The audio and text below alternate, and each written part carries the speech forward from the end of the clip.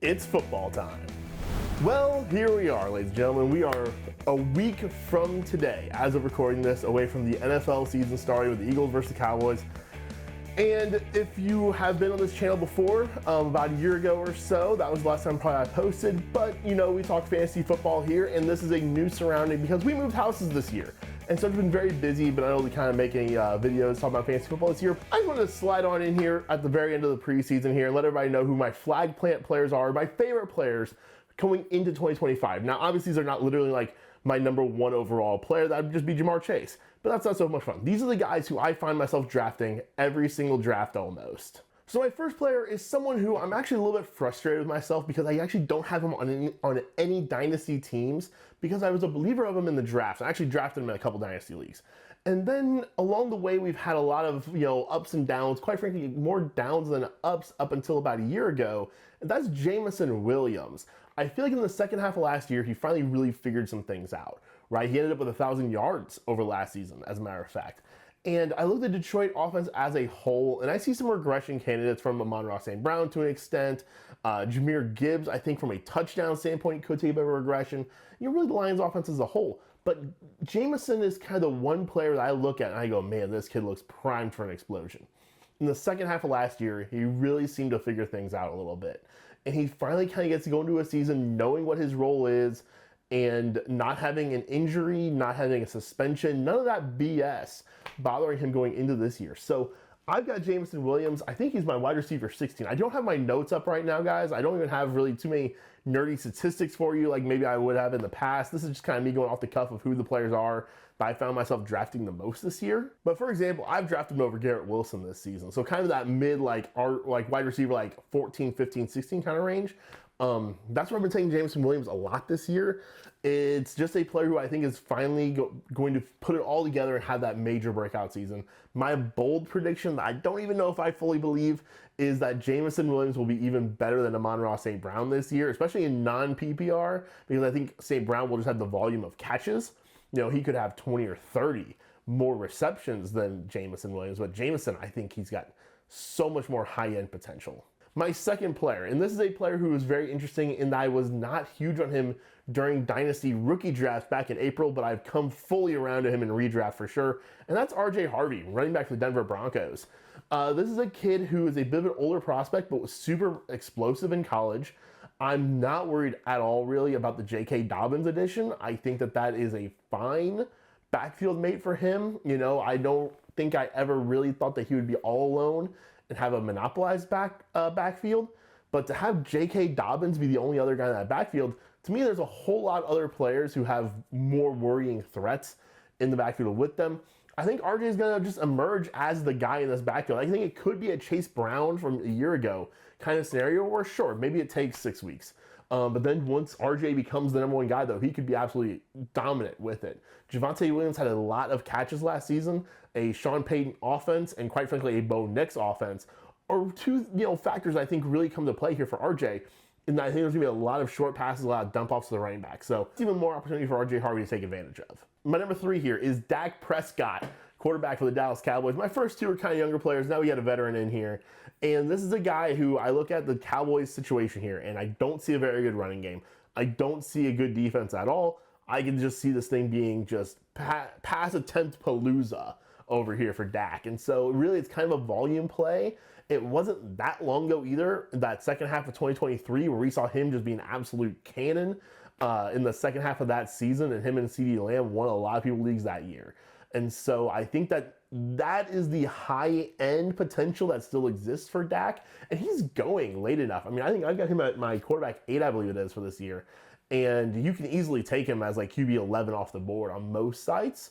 So you don't have to reach for him. You don't have to really try that hard at quarterback at all. And Dak Prescott can be your guy. And I think he has that high-end potential, especially in a 6-point passing touchdown league. At this point in his career, he's not running much at all for anything. But I still think there's tremendous upside there with Dak Prescott. Another guy who I think has higher upside than he's being given credit for, and that's Mark Andrews. I don't think he is a tight end 1, 2, 3 overall the way that he has been in the past, but he has been that. And last season, I think we forget he came into the season kind of slow. He had the car wreck, he had the injury kind of coming from that, And so he never really got off to a good start. And so Isaiah Likely had that monster week 1. I think he just kind of got faded a bit into the background of this Ravens offense. And while Rashad Bateman had like 9 touchdown catches, and Derrick Henry just went absolutely bananas on the ground, and Lamar did throw 41 touchdowns, I think, though, we could just see, oh, I've got my ringer on. Oh! Micah Parsons to the Green Bay Packers. Holy crap. Okay. Wow.